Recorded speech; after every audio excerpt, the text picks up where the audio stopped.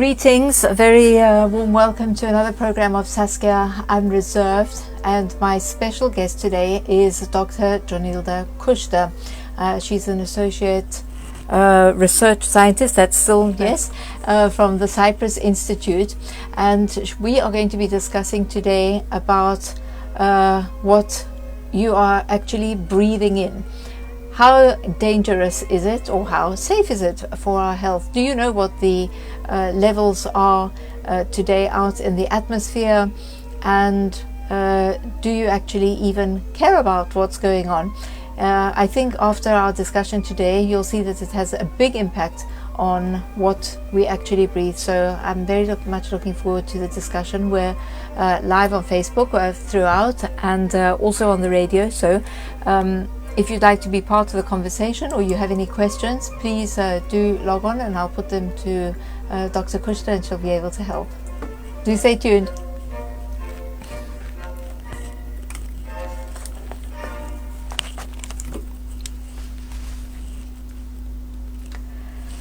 And that was the Bruch string octet in B flat major, and that's brought us to exactly 12:30. And a reminder, if you've just tuned in, this is Rick Classic. I'm Saskia Constantinou, and I'm very happy to have in the studio with me Dr. Jonilda Kushta, Associate Research Scientist at the Cyprus Institute. A very warm welcome.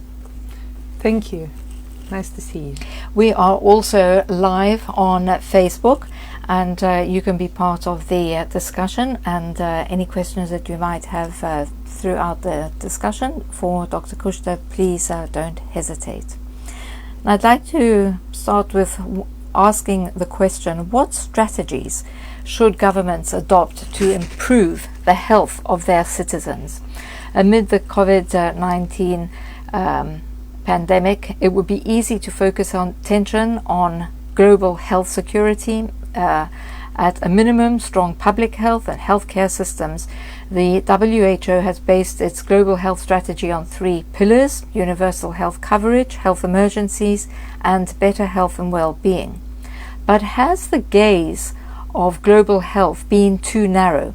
Have health leaders and advocates been missing the most important determinants of human health? Health depends on more than systems, and we see that there's a strong correlation between health and socio-demographic index, the summary of metric of a country's overall development. So my questions today to my special guest, Dr. Kushta, cover the impact of coal-fired power plant emissions in Europe and anthropogenic pollutants in the atmosphere. Dr. Kushta, you began your career with a BSc in physics. You continued with an MSc in atmospheric sciences and a PhD in environmental physics, where you worked on enhancing the complex links and feedbacks between natural and anthropogenic pollutants. What led to this interest in air quality modeling? Well, I must admit that indeed the environment was one of the subjects that I was interested earlier in my life. So it was kind of a natural course to go into physics in Athens at the National and Capodistrian University of Athens. And then taking a look at because we have different directions that your studies can take. Yes. Depending on the applications, which are really, really broad for physics. Once I saw environmental physics, I was like, okay, this is it. So, and indeed, never regretted it. And I must say that I continue working on this with the same love I did when I was studying this. So it's really almost a passion. It's a passion, and I must admit that in the beginning I didn't understand how much it affects us, our lives, and people. But then, as my studies were progressing, I realized that you don't just do science, you do science for impact. And when the impact concerns people, that's even more worth it. Yes, yes. Oh, you've hit the nail on the head, actually, as far as the impact. Do you believe that the general public is actually aware of the impact of pollution on the on our atmosphere? Well, it's like a byproduct of our everyday activities. It's not in our mind all the time, but when you ask European residents what is the most important issue they are concerned regarding health, they do say pollution. Yes. And it's not only air, it's water and land pollution also. Yes. So it's there, it's recognized, but I think it kind of has limited actions regarding that. It is indeed in all policies and directives, etc. But we do have a long journey ahead of us. Okay. Is it, there's a sort of EDay Fix, as I always say on the program, because I ask people, the academics and the knowledgeable people who come to the program, why is this? Why do we still have so far to go? And why are the policies not enacted on? Because it's not that we don't have policies. It would be easy if it was just that, we don't have a policy, some brilliant person can make a policy. Well, it's not an overnight transition. You have to change a lot of things, not only in terms of the industries that affect air quality, but in people also, in their everyday life, Yes. their choices. So it doesn't happen overnight. How do we stop the man behind your neighbor who's burning rubbish and who's creating a lot of environmental damage in doing so? Because maybe it's not just leaves, apart from possibly causing a fire. Well, here I think it's a balance between personal benefit from something and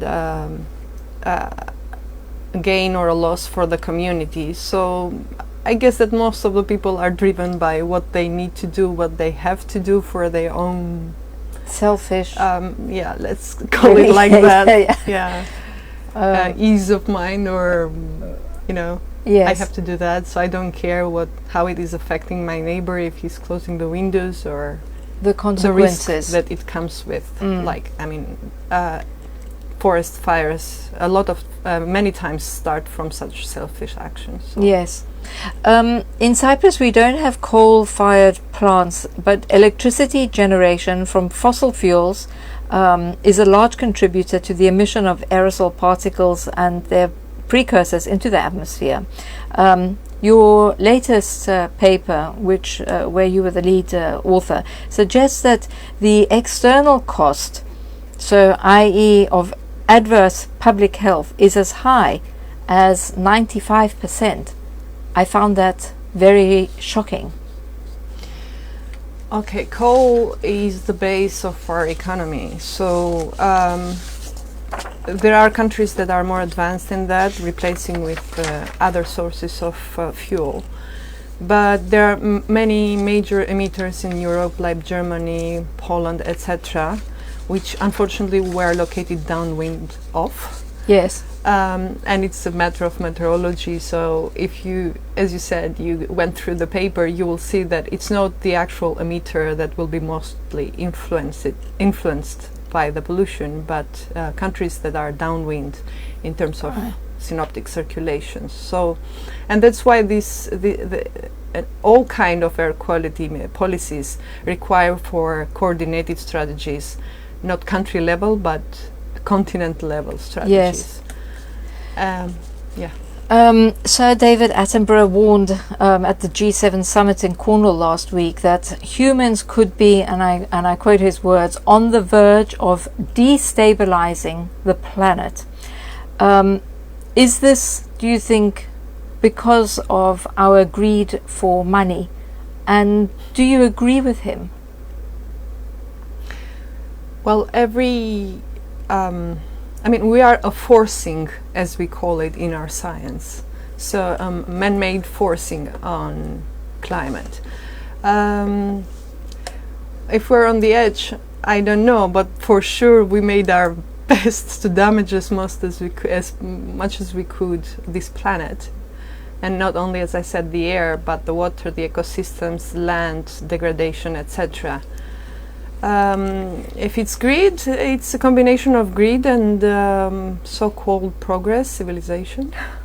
I don't quite understand that though, because scientists are telling us this is bad, this is damaging.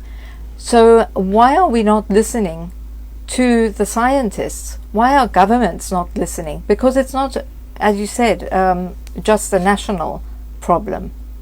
It's really an international problem. Well, why we're not listening? I know I shouldn't be asking you, I should be asking the politicians. Yeah. Well, it needs a lot of work and investment in new technologies, which it's like when we need to buy a new couch in our house. We're going to do it next month or in a couple of months or next year. So I just think that it's not a priority. And this comes as a funny thing, but for example, during these pandemic times that we are living, this virus became a priority, but the deaths are comparable with the number of people that die prematurely due to air pollution every year.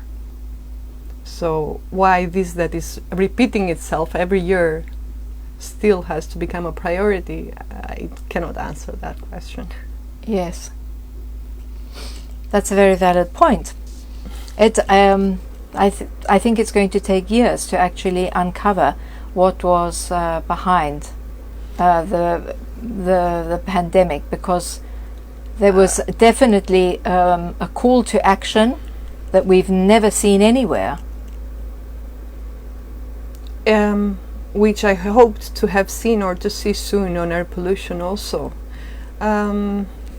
We see many things that coronavirus has with air pollution. For example, you remember that in the beginning people were trying to correlate, not to find a causation, but a correlation between the areas that were most affected, that happened to be areas that had high pollution levels, or the age groups that were most affected, which happened to be senior people more than 70 years old. Yes. So these are very common findings, let's say, between the virus and the air pollution, and maybe because they have some common physical mechanisms or whatever. But people that are already exposed to air pollution and have preconditions, especially lung, heart conditions, etc., were at a higher risk of dying from the virus. So, coal is the world's dirtiest major fuel. So the G7's promise now to move away from coal plants is positive, and their promise to offer up $2.8 billion to developing countries to stop using the fuel is positive. Do you think that this is enough of a step in the right direction, or are really any steps in that direction good? We'll have to have this discussion again in 10 years. Okay. Well, at the same time that you read these lines, I'm thinking that there are countries that have already announced the initiation of new units. So I don't know how these two actions or promises or future decisions are mirroring each other. Yes. Maybe this has only possibly happened because President Biden is at the table, but a spokesman for the Chinese embassy said that the days when global decisions were dictated by a small group of countries is long gone. It's a lot of politics for me. It is a lot, but why is it that pollution is a global issue and it's not just a country issue? Because pollution knows no borders. The air knows no borders. So, as you said, with a neighbor burning the branches. So it's not only the local people around some facility that are affected due to meteorology. Usually is people that live downwind of that. Either it's a few tens of kilometers or thousands of kilometers away, especially for pollutants that have long lifetime in the atmosphere. Yes. So, going back to your paper, what are the most predominant emissions from fossil fuel combustion? sorry, So, for example, sulfur dioxide, the SO2, the NOx, the nitrogen oxide. I just want you to elaborate so that people understand what we're breathing and what makes it deadly, because it's really deadly. Okay, so these units do emit in the atmosphere a huge amount of gaseous precursors, as we call them. So it's actually pollutants in gas phase, like sulfur dioxide or nitrogen dioxide. But what is most important and what we see in our paper is that when they react in the atmosphere, they form this so-called fine particulate matter, which is aerosols, solids, and fine because they have small diameters. So we inhale them and they go really deep in lungs, and even less than 1 micrometer, they can even affect other organs in our body. So our study is based on the impact of this fine particulate matter that we inhale and how they initiate or deteriorate pre-existing conditions. If you don't have a pre-existing condition, that's not, of course, people that already have, they see this, let's say, accelerate the impact of this condition. But for example, for children that have no, there are cases where this heavy pollution can cause these diseases at a really early age. We saw that as far as asthma symptoms are concerned, heart disease.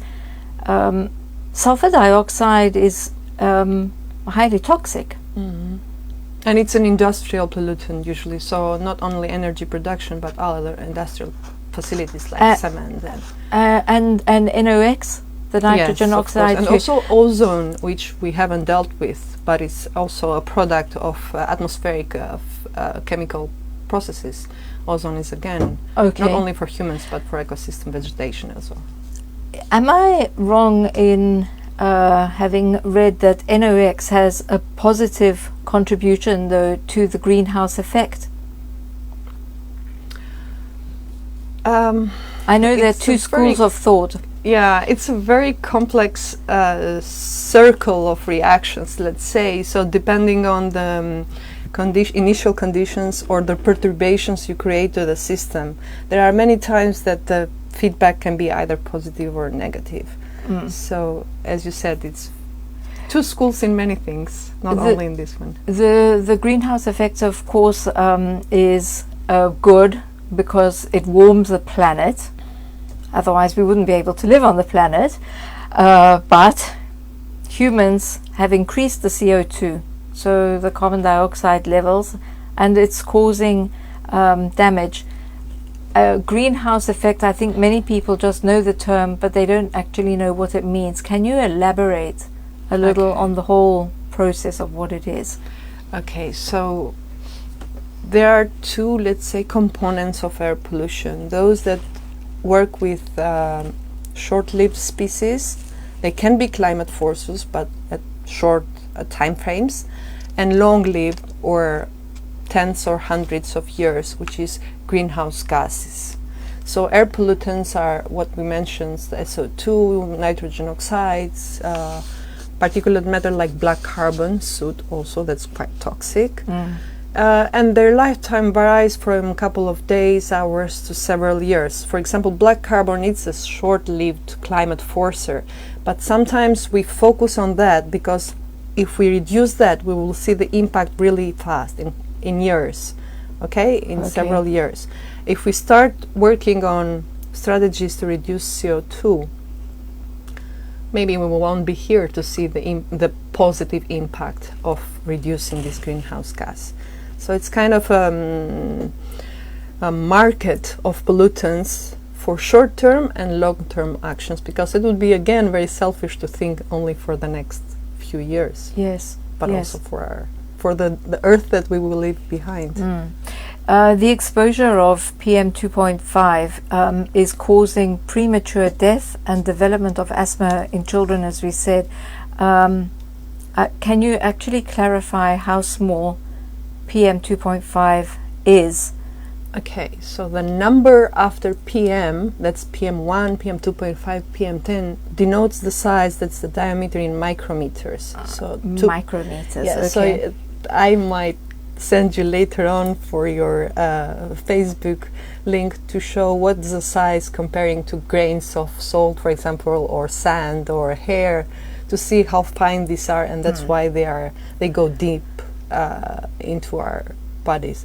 But regarding the impact, I would like to clarify that for me this is conservative estimates, because we never talked about diseases, people that do not die prematurely but live with the disease, and the cost this has on hospitalization cost or drugs or therapies, or their inability, for example, their performance, or they might not even be able to go to work.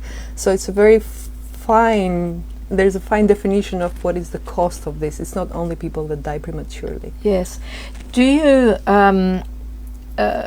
as far as these particles are concerned, we've all got our masks on, and I'm really, when I see the size that we're talking about, and that we're absorbing it anyway, the way we're using our masks is, for me, sort of totally counterproductive, because it's got those holes on the side, and it's coming from the top, from your nose, and we hang it up onto the car. So I'm just thinking the amount of dust that's there that we don't actually even see on it. First of all, let me say that this picture of people wearing masks might look a little bit strange to us, but it's not something strange in countries in Asia where pollution is very high. Yes. As with the virus, for pollution also there is an efficiency rate of this mask. So this thing that we just do because we don't heard the word mask. Yeah, we don't want to pay 300 euro fine. Yeah. Yes. So it's just most probably to be compliant with the with the government's. All right. So it is. So it's. Why are they wearing them, for example, then in Asia? Does it actually help? It reduces. It reduces yes, the amount of the mass, the air mass, or it filters, depending, as I said, on the efficiency of the mask. It filters at least a portion of these aerosols. I was very interested also to check that there is. We always look at the weather forecast. You know, it's a sort of general discussion. Oh, well, how's the weather today? And as I'm looking out, it looks very dusty outside. Do you think that people should be more concerned, and that it should be part of the news generally on what the pollution levels are on a daily basis? Definitely. To make people more aware. Well, okay, so I come from a group where we did this for Greece. So air quality forecasting, as it's called, yes, is a standard product of forecasting tools, just like weather forecasting. I cannot stress strong enough how important it is for Cyprus, because we also are affected very frequently by dust, not only from Northern Africa, but also Middle East. So making ourselves sensors, because that's what we do. We go out, we see we cry a little bit, our ears, our nose, our throat is, kind of irritated, and we say there's dust today. So instead of becoming our own sensors and our own models, such a system should be put in place in Cyprus also.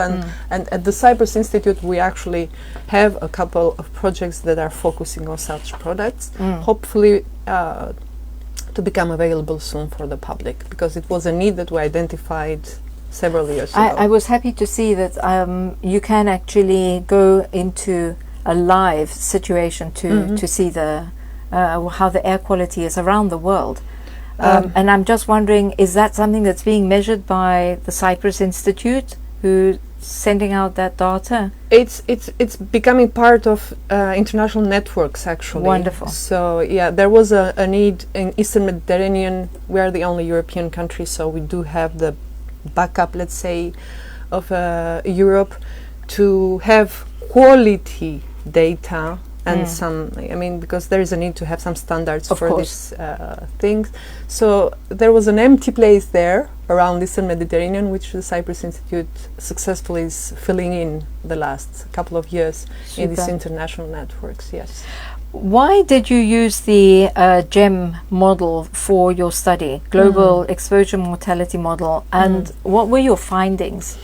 Okay, so making these mortality estimates, we started working with the Global Burden of Disease, which is a much more recognized tool for mortality estimates. But these tools are based on epidemiological studies that kind of bring together numbers under different conditions of pollutants. So they have these risk factors, let's say. This concentration increases the risk factor, the risk by, let's say, 10%. There was lack of studies regarding specific concentration ranges that has been filled in the last decade by numerous epidemiological studies around the world. So all this comprehensive data set was put together, reaching this GEM model for mortality estimates. And we found that, first of all, we found around 17,000 deaths, premature deaths over Europe. But trying to compare if the contribution, because if you want to assess the contribution of one specific sector or source or whatever, you must be sure that you are not underestimating it. So we realized that emission inventories somehow hinders a little bit of risk in their magnitude. So trying to compensate for this, we actually got double numbers in the estimates of mortality. For Cyprus, these numbers are comparable to the deaths from coronavirus. So it's about 400 people die prematurely every year due to air pollution levels. PM 2.5 only, so 2.5, not ozone or other species, as I said before. Wow! Just from fine particulate matter. Does that must concern you? Well, we have a combination of natural and anthropogenic sources here. Yes. Okay, so these are, I'd say, the characteristics of Cyprus. First, there are natural sources of pollution like mineral dust and sea salt, which we cannot do anything about. Yes. Secondly, we are downwind of countries, especially Eastern Europe or Balkan countries, that still are trying to reach the regulating levels of other countries. So I would say that there is local pollution, of course, native pollution, but major contribution is from long-range transport, as it's called, pollution, and natural sources, which... I was coming to that because Cyprus has no hydrocarbon energy sources, according to the website of AIC, and it relies on imported fuel for electricity generation, with the primary import being heavy fuel oil and gas oil. It's a tar-like oil. I mean, it's like I was really it's horrified. A residual, actually, of so usually this is the worst product. Yeah, this is called the last option, let's say. Yeah, the final option, and that is the way what we're using. I mean, it's widely used, I believe, in the shipping industry because of its price, but it's highly toxic with a high sulfur concentrate. Exactly. And it's very toxic when exposed to UV light. Now, that sounds to me like something so really very dangerous, and I was wondering about the effects of PAH, the polycyclic aromatic hydrocarbons, on our health. Yeah, this is not my expertise, I must admit, but these polycyclic aromatic hydrocarbons are actually very toxic and persistent, and they do cause soil degradation. So the soil around such facilities, and not only around, but I mean it might reach several kilometers away. So given the very limited size of the island, that could be a potential extra risk to account for. Regarding heavy fuel oil, what can I say? As you said, it's the most polluting one, used in shipping industry mostly. Very high content of sulfate, which is actually the first gaseous pollutant that reacts with ammonia to cause this fine particulate matter that we talked about before. And regarding shipping industry, we know that the sulfur content is to be reduced soon. I mean, in 2020 was the year that this policy started. Yes. Now, if we are going to take it out of the shipping industry but having in our energy production system, what are the alternatives? We should all be putting solar panels on the houses. well, But I mean something. I wouldn't. I mean, it's a trade effect. So you need to the consumption needs to go down so that the production does have the let's say the space in time and to react and to use these policies that we are talking about. So if you have high demand, then you would do anything, even by HFO, to fuel this demand. So yes, indeed, such personal, let's say, choices, upgrade of, how is it called, of our houses, Yes. energy upgrade of houses. And I actually read that it was a couple of weeks ago that they are giving incentives Yes. for Yes. for people to go through this process. Yes, and it's very simple, and I actually had someone here in the program to discuss.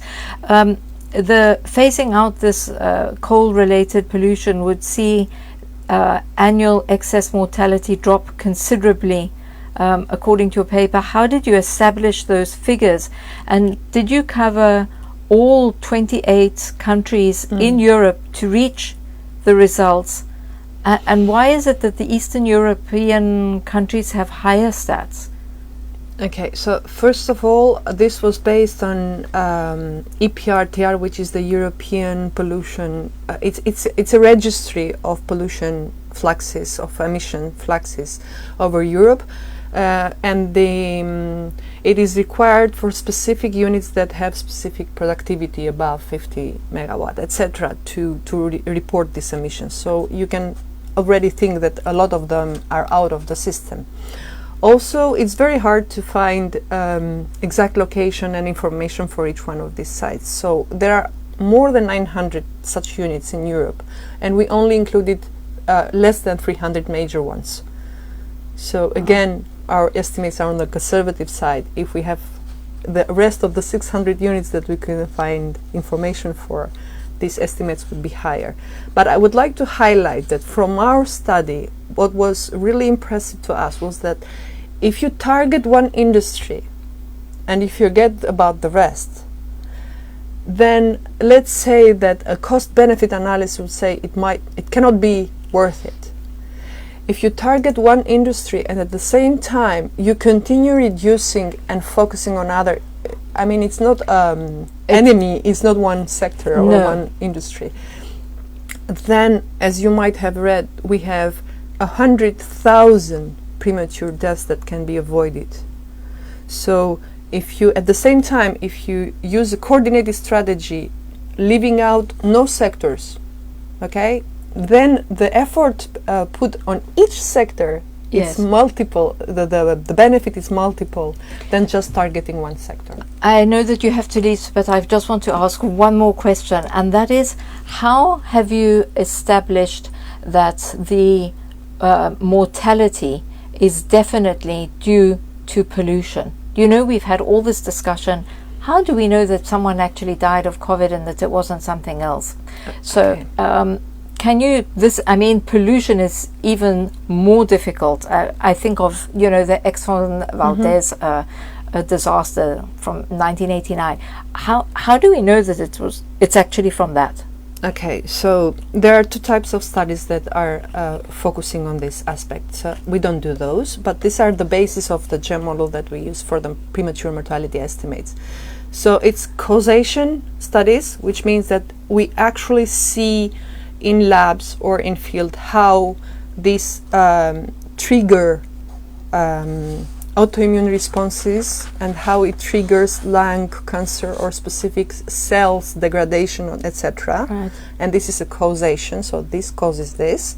And then there is statistical approaches, or epidemiological as they are called, which relate in time and space high pollution levels with increased premature mortality. And when I mean premature mortality, I mean above the baseline mortality that would have happened anyway in a specific location. So there is this baseline considered factor 1, Yes. and then there is an extra risk depending on the level of pollution. That's 1 point, let's say 0.8, which represents 8% higher risk if you are exposed to pollution higher than, let's say, 10 micrograms per cubic meter. So it's causation and statistical studies that link these two together. What can a man in the street do today to be part of the change?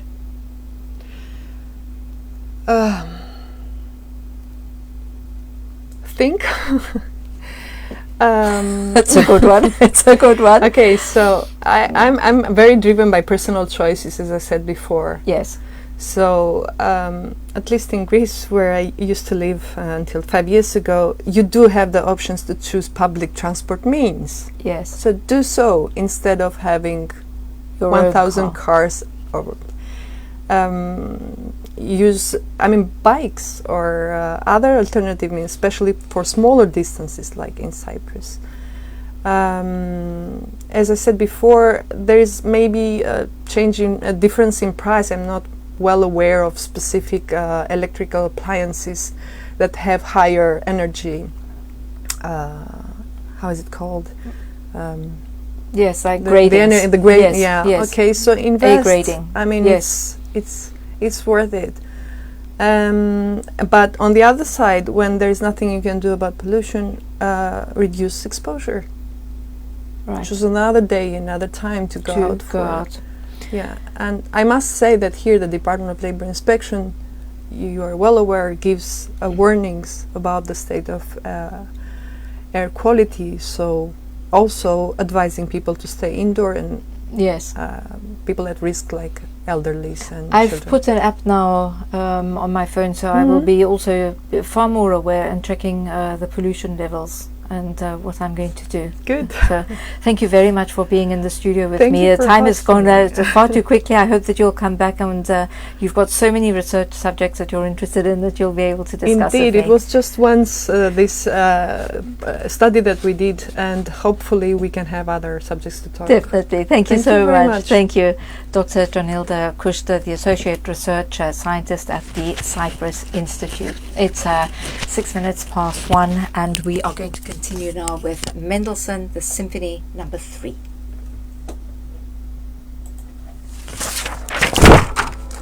Okay. Thank you so much for watching.